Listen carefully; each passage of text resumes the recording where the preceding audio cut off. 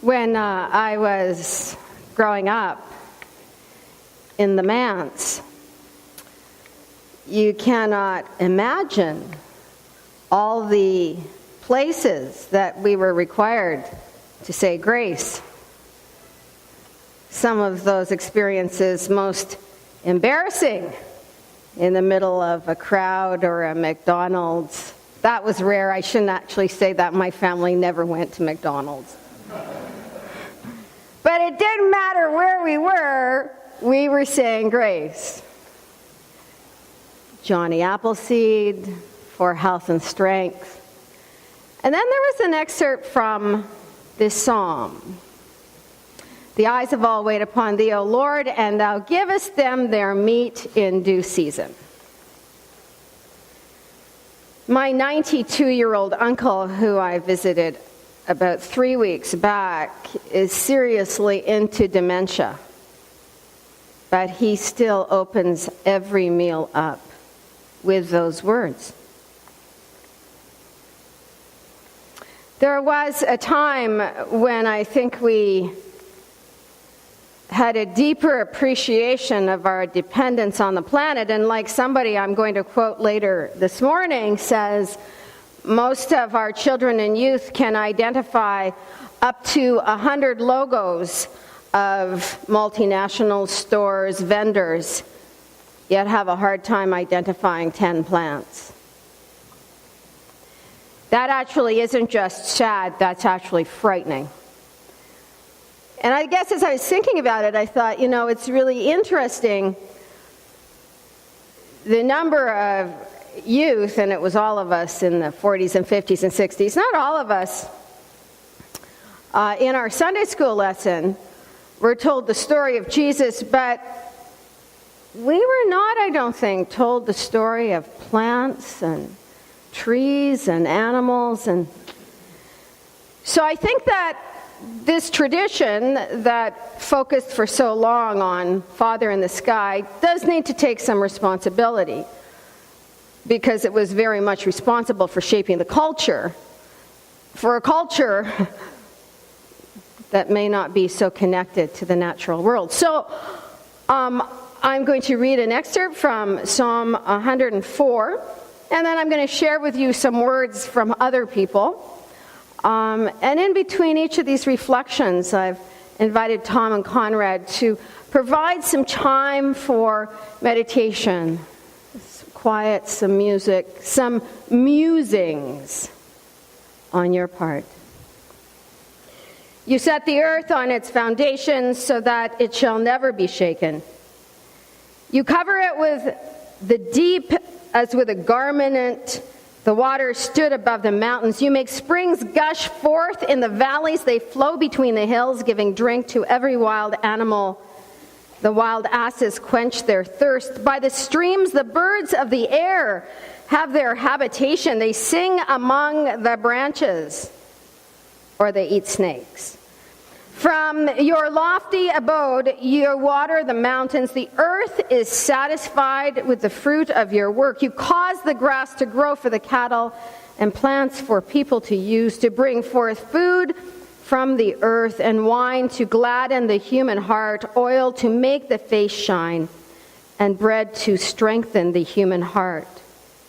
The trees of the Lord are watered abundantly, the cedars of Lebanon that he planted. In them the birds build their nests. The stork has its home in the fir trees. You have made the moon to mark the seasons. The sun knows it's time for setting. You make darkness, and it is night when all the animals of the forest come creeping out. A number of us from the Circle of Friends at St. Andrews have made more than one pilgrimage to the island of Iona off the west coast of Scotland. On that island is the ancient Benedictine Abbey that was rebuilt in the 30s. Also on the island, and the first thing you walk past is the Augustinian nunnery that has not been rebuilt. And Philip Newell, who is a Presbyterian minister who at one point was called to be the abbot at the abbey for a certain period, has done a lot to invite this tradition to rethink how it understands God. And some of us read The Rebirthing of God, Christianity's Struggle for New Beginnings earlier this year, where he lays out 10 things that we need to create to reconnect with, the first being the creation. And he does some reflection on the nunnery. On Iona, every time I return, the first place I long to pray is the ruins of the 13th century nunnery. This is not to belittle the rebuilt abbey of the same period up the road, a place of prayer that holds fond memories for me, but the deeper stirring of attraction in me is for the nunnery. I am not alone in this. Increasingly, I find others sharing this sense of holiness. Individuals praying in silence or groups celebrating simple ritual and dance together. What is this all about? The abbey is enclosed. It has a roof and 4 strong walls. The nunnery, on the other hand, is open. It stands free to the elements. There is a yearning within us to come back into relationship with all things. The ancient Celts spoke of the cathedral of earth and sea and sky. This is the yearning, new and at the same time ancient, that is stirring among us, to pray again in the living cathedral of the universe. The desire to pray in the nunnery is the desire to pray again in relationship with the earth. Directly related to this desire is to come back into relationship with the feminine as sacred. Our religion, like so much of Western culture, has suffered a tragic imbalance. The neglect and exploitation of the earth has gone hand in hand with the subordination and abuse of the feminine. Praying in the nunnery is part of the growing desire in us to bring back into relationship again so-called opposites. And so whether it is the nunnery, or the beach, or the field, or the backyard, the time has come for us to make the connection again between spirituality and the earth. We may not all literally be able to gather together to pray in open spaces, but wherever our sacred sites are, we need to ensure that the language we use, the rituals we celebrate, and the symbols we employ keep pointing to the great living cathedral of earth and sea and sky. At best, our so-called sacred sites are like side chapels that need to open onto the living sanctuary of the universe. Some of you might have read this in Richard Rohr's missives this week. Richard Rohr is a Catholic Franciscan. In 1969, when I was a young deacon in Acoma Pueblo, one of my jobs was to take the census. Because it was summer and hot, I would start early in the morning driving my little orange truck to each residence. Invariably at sunrise, I would see a mother outside the door of her home with her children standing beside her. She and the children would be reaching out with both hands uplifted to scoop up the new day and then pour it over their heads and bodies as if in blessing. I would sit in my truck until they were finished, thinking how silly it was of us Franciscans to think we brought religion to New Mexico 400 years ago. The Navajo, or Diné, the people, see the world through the lens of Hosho, all the goodness to be found through harmony, balance, beauty, and blessing. This is among their prayers.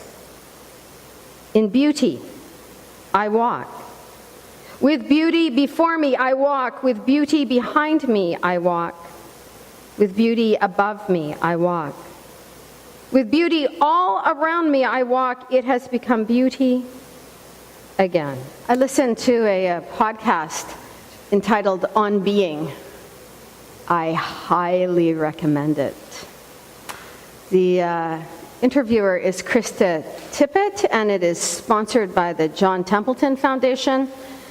And the purpose, although Krista has a theological degree, is to have conversations that provoke questions and invite possibilities of more hope and justice and love and balance in the world.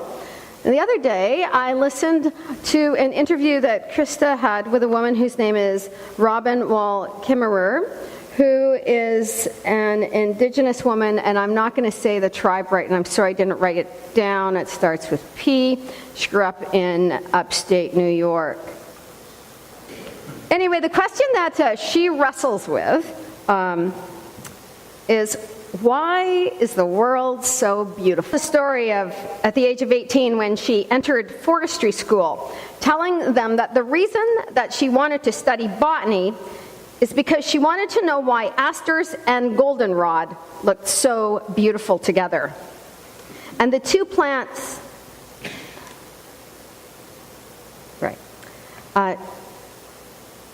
and she says that throughout New England, there are these amazing displays of this bright chrome yellow with the deep purple of the New England aster, and they look absolutely stunning. And the two plants so often intermingle rather than living apart from one another, and the harmony of the universe. There would be an explanation why they looked so beautiful together. But she was told by the scientist on hand that I should, if I was interested in questions like that, and questions about beauty, I should go to art school, not become a botanist. She talked about how demoralizing that was, but came to understand that the question wasn't going to be answered by science. That science is a way of knowing explicitly sets aside our emotions and our aesthetic reactions.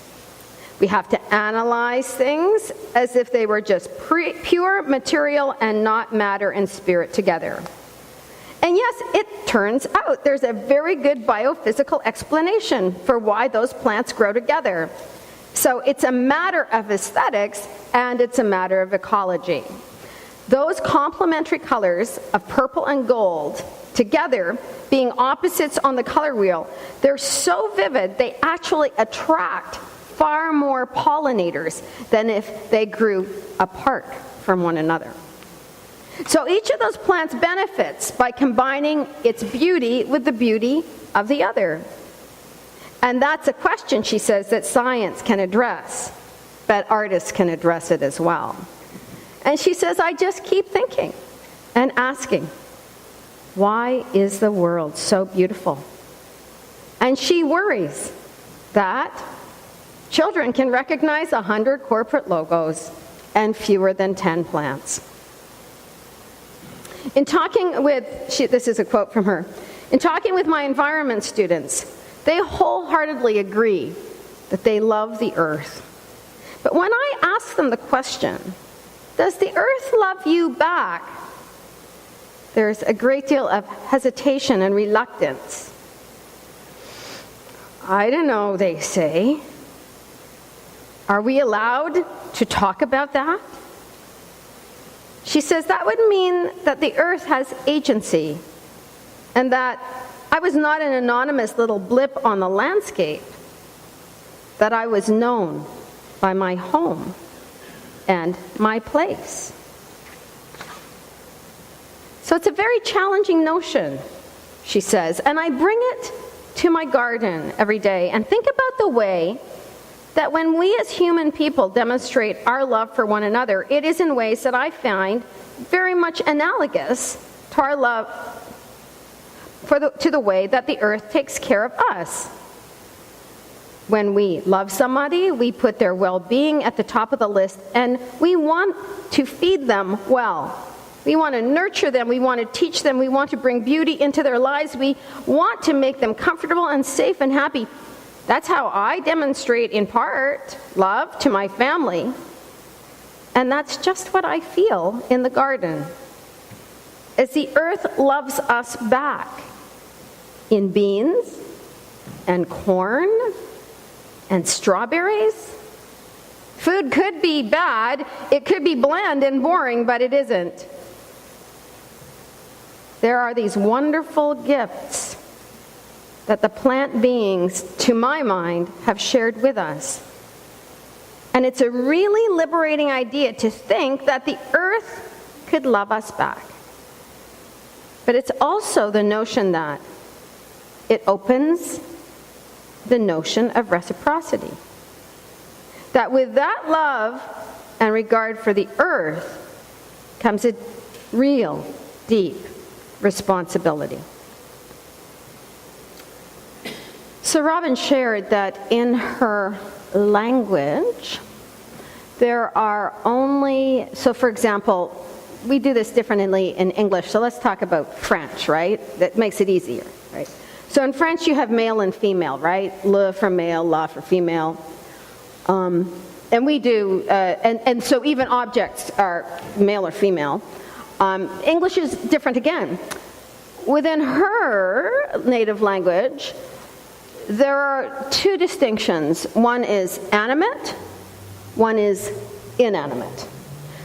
And so she says, we do have its in our language, but it is never a word that you would use to refer to a living thing. You would never refer to a tomato as it. It is a living thing, or a bird is it. It is a chair. So, all right, maybe we don't need to be in relationship with a chair, but in her language, we are in relationship to all living things, which also includes rocks, mountains, everything in the created order. So that creates a very different cosmology, doesn't it? In terms of, as Martin Buber, who is a 20th century Jewish theologian, would have said, we need to think of our relationships as all I, thou. So everyone within our circle is a thou, and thus the relationship is a sacred one. So Robin is suggesting within the indigenous cosmology, all of the natural world is understood as thou, that in whom we are called to be in sacred relationship. So, I guess the question then is, can we put on a different set of glasses and somehow consider that the earth does love us back? All of those plump tomatoes and gorgeous beans and kale. By the way, so in our garden over here, the last row has a ton of kale. Please take some. Be loved by the kale. So I guess at this stage of the game, I suspect there's a dissonance within us. Let's spend some time thinking about how to get beyond that understanding that those tomatoes and that rock and that blue heron is an it. I think the way that the psalmist talks about it within our tradition would suggest